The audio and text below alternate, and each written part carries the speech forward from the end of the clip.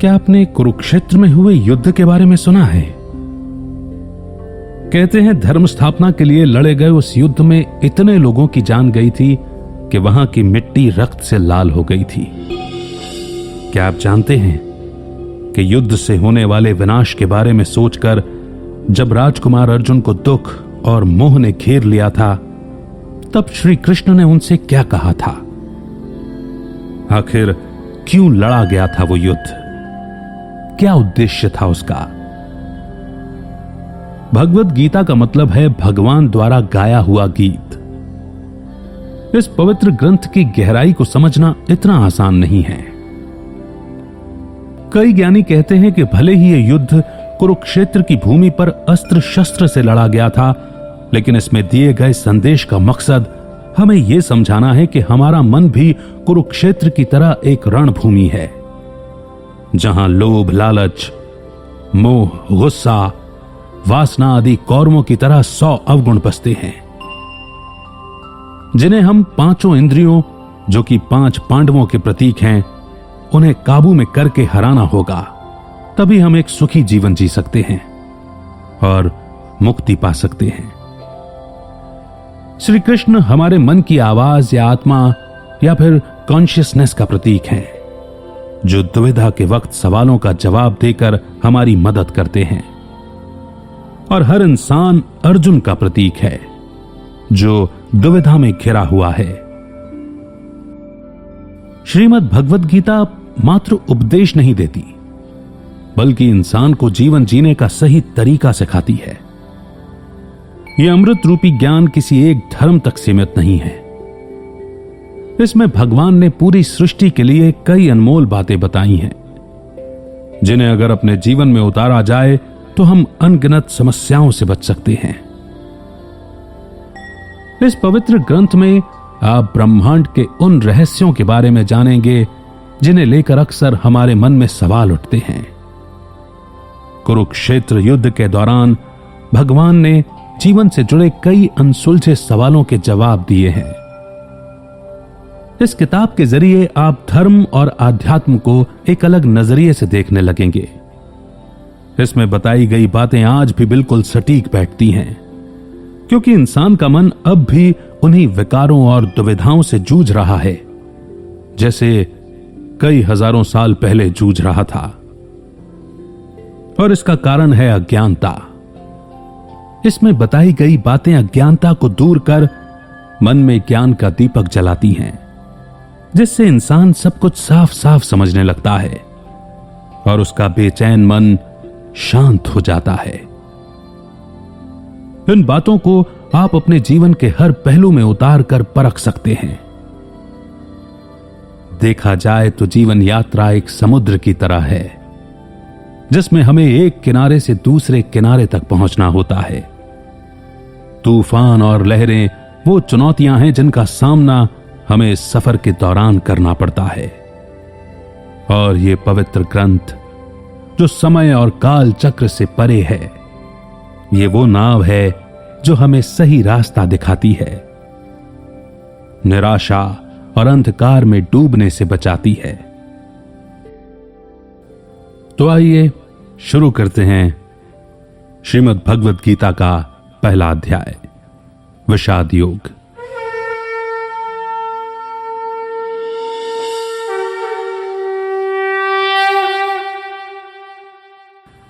अर्जुन द्वारा कुरुक्षेत्र के मैदान में सेनाओं का निरीक्षण करना। कुरुक्षेत्र के मैदान में दोनों ओर सेनाएं तैयार खड़ी थीं। तनाव के कारण हवा में अजीब सा भारीपन था। एक ओर थे 5 पांडव भाई, जिनकी सेना में कई शूरवीर शामिल थे। दूसरी ओर थे 100 कौरव भाई, जिनकी सेना कई महारथियों से सजी थी। और श्री कृष्ण की नारायणी सेना ने उनके बल को और भी बढ़ा दिया था। द्वारकाधीश श्री कृष्ण ने कसम खाई थी कि वे इस युद्ध में शस्त्र नहीं उठाएंगे। इसीलिए उन्होंने अर्जुन और दुर्योधन को उनमें और उनकी नारायणी सेना में से एक का चुनाव करने के लिए कहा। अर्जुन ने श्री कृष्ण को चुना, क्योंकि अर्जुन उनका परम सखा यानी कि मित्र था, इसीलिए उनका मार्गदर्शन करने के लिए श्री कृष्ण उनके सारथी बने। युद्ध शुरू होने का समय हो रहा था। पांडु पुत्र अर्जुन की नजर सामने खड़ी सेना की ओर गई। वहां उन्हें अपने भाई, उनके बच्चे, गुरुजन और भीष्म पितामह दिखाई दिए। यह युद्ध किसी आम युद्ध जैसा नहीं था, जहां दो राजा अपने वर्चस्व या राज्य के लिए लड़ रहे थे। यह युद्ध, जो धर्म युद्ध के नाम से जाना जाता है, एक ही परिवार के लोगों के बीच के संघर्ष की कहानी है, जिसका जन्म लालच और अहंकार के कारण हुआ था। दोनों पक्ष अपने दुश्मन को गौर से देख रहे थे। उन्हें हर ओर अपने दिखाई दे रहे थे। कहने को वो चचेरे भाई थे, लेकिन सत्ता के लालच में कौरवों की आंखों पर पर्दा पड़ गया था।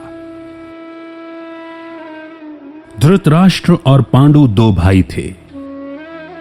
धृतराष्ट्र के 100 पुत्र थे, जिनमें दुर्योधन सबसे बड़ा था।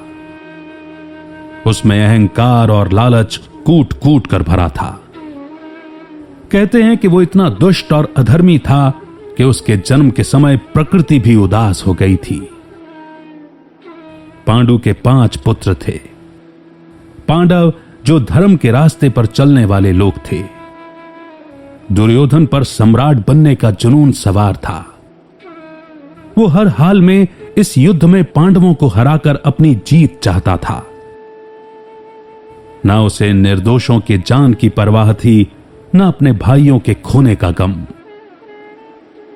उसे पूरा यकीन था कि भीष्म पितामह, अंगराज कर्ण, अश्वत्थामा और गुरु द्रोणाचार्य जैसे महारथियों का साथ होने से उसकी जीत निश्चित थी। लेकिन उसके विश्वास के विपरीत जीत तो पांडवों की होनी थी, क्योंकि श्री कृष्ण उनके पक्ष में थे। श्री कृष्ण धर्म के पक्ष में थे। पांडव पराक्रमी योद्धा होने के साथ साथ बहुत ज्ञानी भी थे। वो ये युद्ध नहीं चाहते थे। वो सिर्फ 5 गांव का अधिकार चाहते थे, ताकि सुख शांति से रह सकें। लेकिन जब दुर्योधन ने भूमि का एक टुकड़ा तक पांडवों को देने से इनकार कर दिया, तब युद्ध के अलावा कोई रास्ता नहीं बचा। भगवत गीता में ज्ञान का मतलब है इस शरीर, आत्मा और परमात्मा के तत्व को समझना। कौरवों की ओर से भीष्म पितामह ने सिंह की तरह गरज कर शंख बजाया। इसके बाद शंख, नगाड़े, ढोल सब एक साथ बज उठे, जिनकी आवाज से भयंकर गर्जना हुई। दूसरी ओर सफेद घोड़ों से सजे अलौकिक और दिव्य रथ पर बैठे श्री कृष्ण और अर्जुन ने शंखनाद किया। उनके पक्ष में बाकी भाइयों ने अलग अलग दिव्य शंख बजाए। उन सभी के शंख की गूंज से धरती और आकाश दोनों कांप उठे। जैसे जैसे रथ आगे बढ़ने लगा, सामने अपने लोगों को देखकर अर्जुन का मन गहरे दुख और विषाद से भर गया। जब उन्हें अपनी दुविधा का कोई हल, कोई जवाब नहीं मिला, तो उन्होंने श्री कृष्ण को अपने मन की पीड़ा बताई। हालांकि ये बातचीत अर्जुन और श्री कृष्ण के बीच हुई थी, लेकिन दोनों ओर की सेनाएं और सभी लोग उनकी बातें सुन पा रहे थे। श्री कृष्ण ने उनके बेचैन मन को शांत करने के लिए हर सवाल का जवाब दिया। जैसा कि हमने आपको पहले बताया कि गीता के इतने वर्जन्स हैं कि उनमें अलग अलग बातें पढ़ने और सुनने को मिलती हैं। हमारी दृढ़ मान्यताओं के अनुसार इस बातचीत के दौरान श्री कृष्ण ने समय को रोक दिया था और गीता का यह दिव्य संवाद श्री कृष्ण और अर्जुन के बीच में ही हुआ था। वहीं धृतराष्ट्र के सारथी संजय को महर्षि व्यास ने दिव्य दृष्टि प्रदान की थी, जिसके चलते वे हस्तिनापुर से कुरुक्षेत्र में हो रही घटनाओं को देख सकते थे, सुन सकते थे, और उन्होंने श्री कृष्ण और अर्जुन के बीच में हो रहे इस संवाद और युद्ध का आंखों देखा हाल धृतराष्ट्र को सुनाया। हम में से बहुत लोग ये भी जानते हैं कि महाभारत साक्षात्कार के द्वारा लिखी गई। महर्षि वेदव्यास साक्षात्कार करना और उसे लिखना एक साथ नहीं कर सकते थे, तो उन्होंने श्री गणेश जी की मदद ली थी, और श्री गणेश जी इसी बात पर राजी हुए थे कि जब तक महर्षि वेदव्यास बोलते रहेंगे वे लिखते रहेंगे। ज्यों ही महर्षि वेदव्यास पॉज लेंगे या विराम लेंगे, श्री गणेश जी लिखना छोड़ देंगे। बहरहाल अर्जुन के बेचैन मन को शांत करने के लिए श्री कृष्ण ने उनके हर सवाल का जवाब दिया, और तब ये महान ग्रंथ अस्तित्व में आया।